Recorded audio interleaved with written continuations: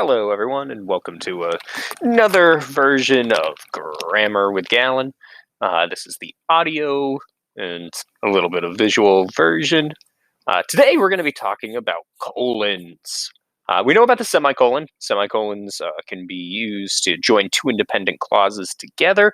They can also be used to separate things that could be confused when it's got commas, but the commas would be confusing. So, like in a place like Bennington, comma, Vermont, and then you list a bunch of other places, you would want to separate them using semicolons. But today we're talking about colons.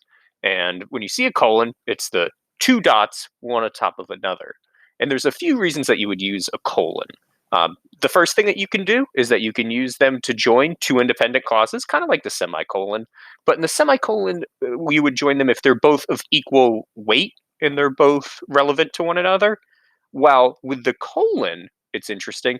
The second part of the colon is the thing that you really want to emphasize. So that's why I would use a colon. It's like, oh, well, we got all this important information after, and it's more important than what came before.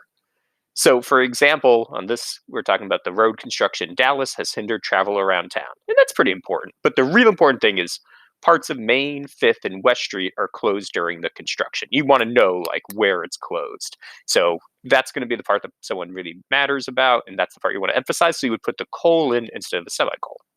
So you can join two sentences that would be strong enough to stand on their own. With the colon, if the second part is really kind of more important than the first, even though they both have to still be related.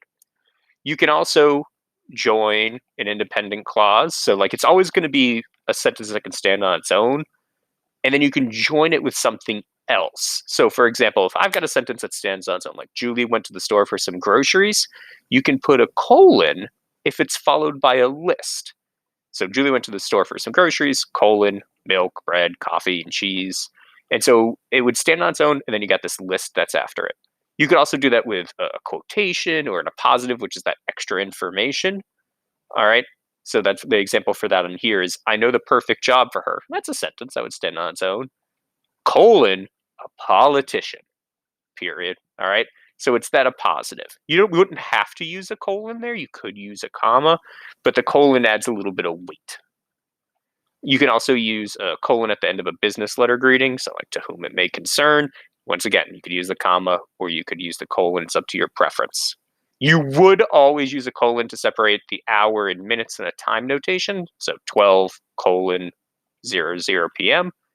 And then you could use a colon to separate, like sometimes you would see it chapter and verse in a biblical reference, like Matthew 1:6, Luke, whatever it is. And so that's another use for the colon. Hopefully this has helped you learn how to use a colon. I've got a little practice for you on colon form on Google Classroom. Check that out and fill it out today.